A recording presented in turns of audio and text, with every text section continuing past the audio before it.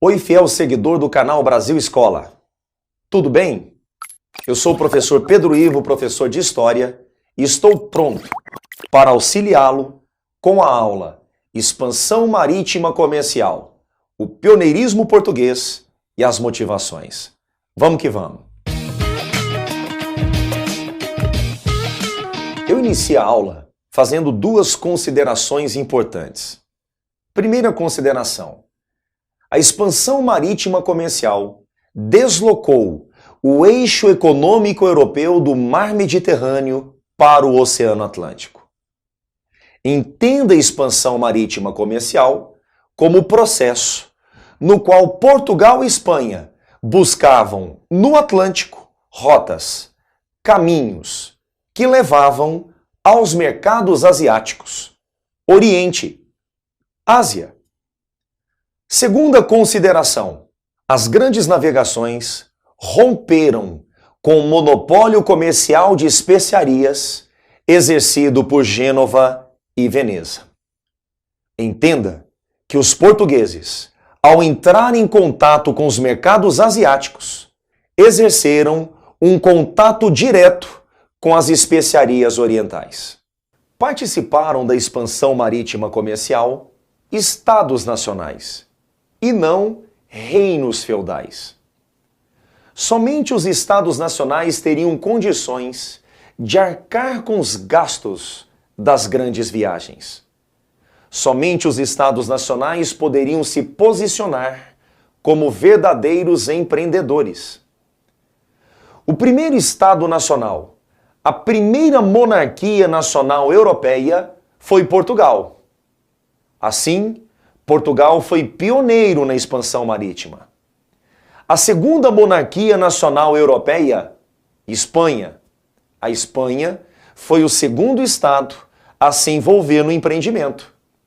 França e Inglaterra participaram tardiamente das grandes navegações. E por quê?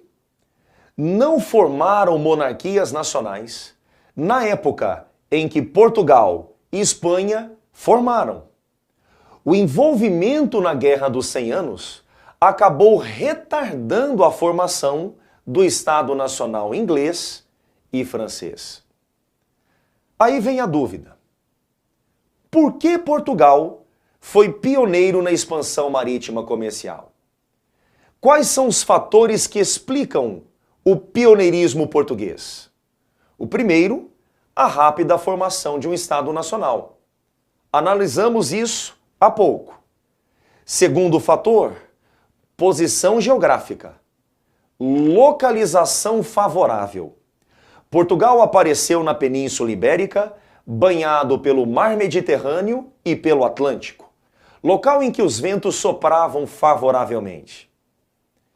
Terceiro fator para o pioneirismo português nas grandes navegações: conhecimentos náuticos necessários.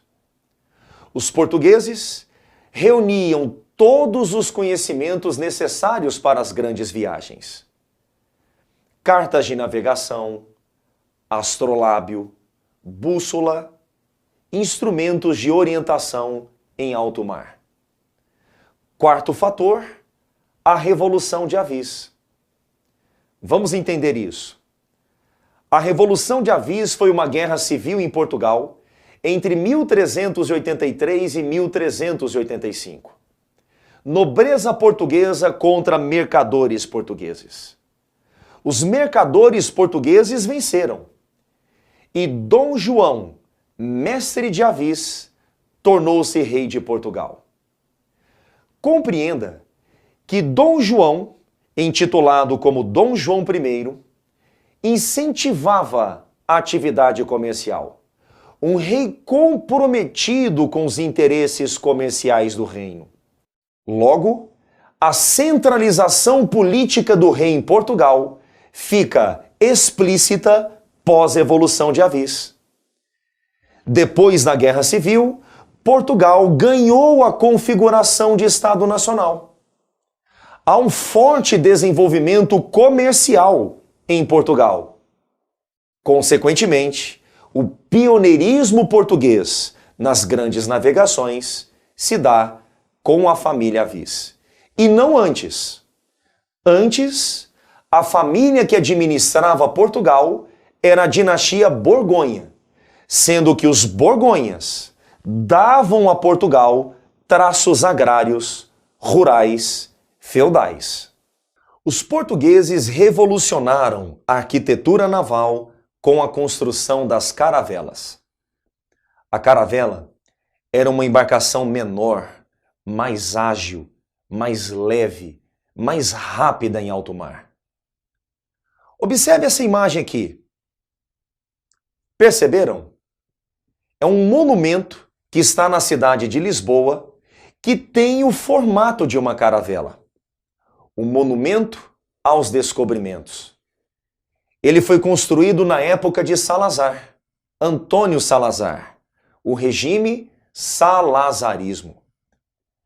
Para Antônio Salazar, os anos áureos portugueses foram vividos no contexto da expansão marítima, das grandes navegações. Dessa forma, Salazar buscava no passado português lições, mensagens, referências para o presente. Buscar a glória do passado para orientar decisões no presente. Quais foram os interesses da expansão marítima comercial? Quais foram as suas motivações? Nós vamos fazer o seguinte: nós vamos separar as motivações econômicas das motivações culturais. Perfeito? Começaremos pelos interesses econômicos das grandes navegações. Vem comigo?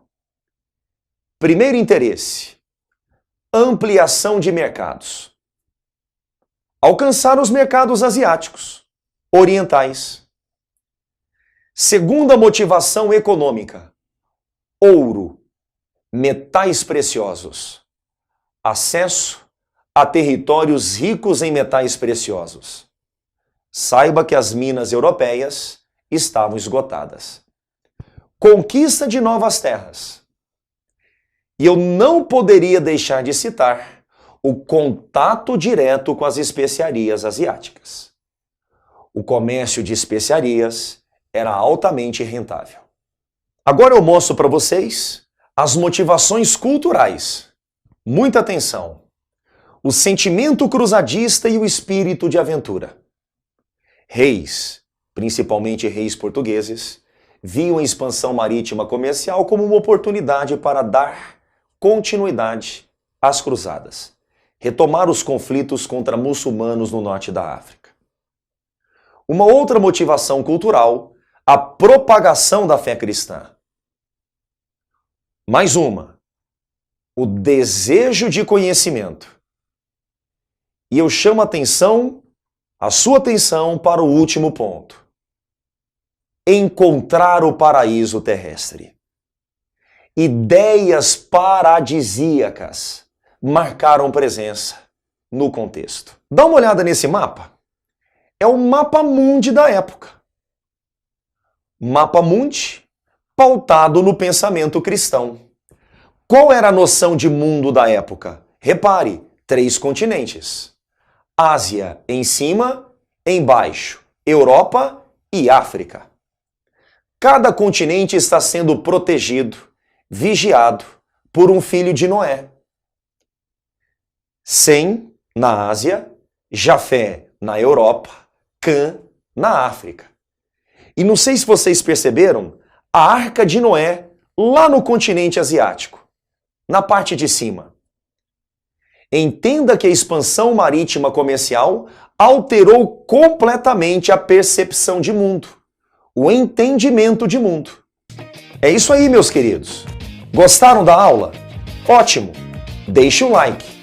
Em caso de dúvidas, acesse os links na descrição ou deixe em comentários. Vamos expandir o canal Brasil Escola. Se inscreva, compartilhe os vídeos. Tá legal? Até o próximo encontro, turma!